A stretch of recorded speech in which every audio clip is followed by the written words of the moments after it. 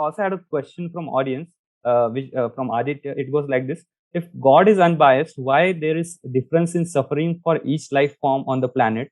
And if it's karma, then why do we provide treatment to any patient or stand against any injustice or misery? No, you are coming to me with a lot of stories, too many stories, and you are taking your stories as absolute and you want me to participate in your stories.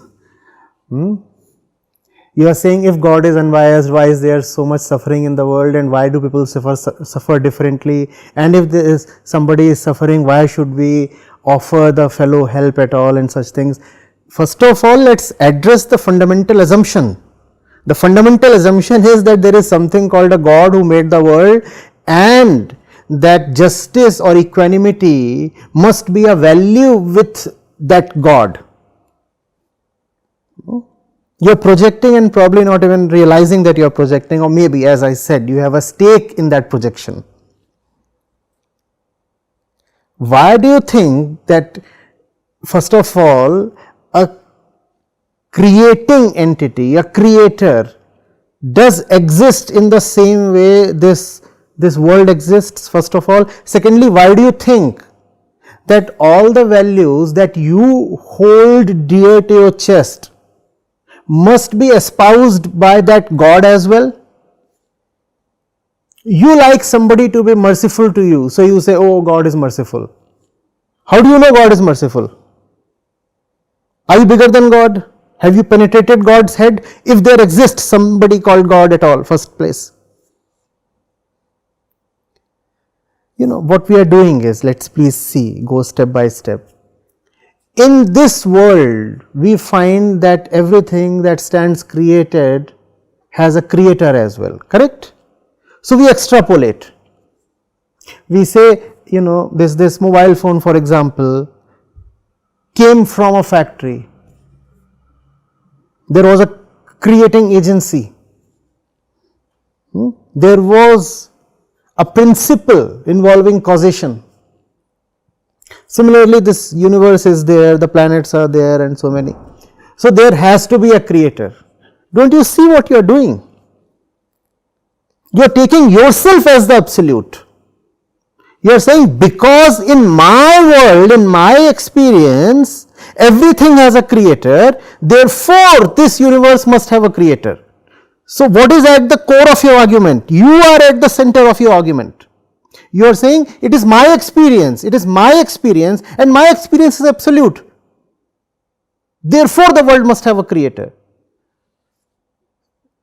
If this argument is to hold, then the world has only one creator, and that is you. Because you are the absolute in your own eyes.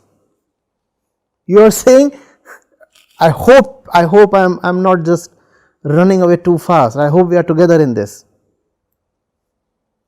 Look at the construction of the argument, please. These are very juvenile, childish things. Some God sitting somewhere and deciding to create the universe one fine day, and he has nothing better to do than control the strings and pull up someone and punish the other one and reward someone and answer prayers and do this and that. These things are good for 5-year-olds.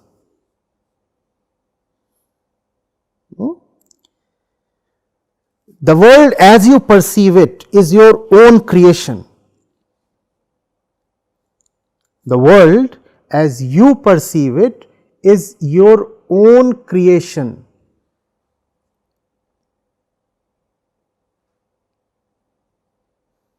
Kindly do not attribute some other creative agency. Therefore, Advaita Vedanta has no space for God. Atma or Brahm are not God.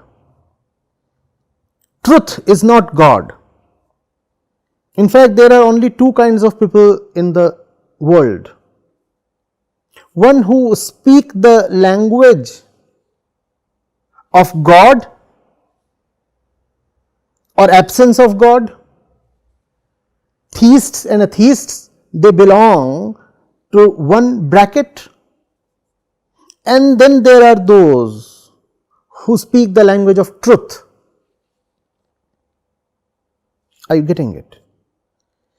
If you speak the language of God and no God and such things, I believe in God, I don't believe in God, and there are huge debates, then essentially you are an egoist. Not only are you an egoist, you want to continue being an egoist. Because the God that man talks of is nothing but his ego. And the God that man denies is again nothing but his ego. So I bracketed these two together, theists, atheists. And then there are those who want to transcend themselves, who want to go beyond the ego. They say the ego is for sure false. I want to proceed into the truth. That's an entirely different category, a different dimension. Are you getting it? When you start seeing the falseness within, then all this that you call as the creation also starts dissolving for you, starts losing its meanings. The two stand together and fall together. The experiencer and the experienced object, the seer and the seen. Getting it? When you want to come to the truth, then both these suffer a dissolution. And that is called spiritual progress. That is called alleviation of suffering.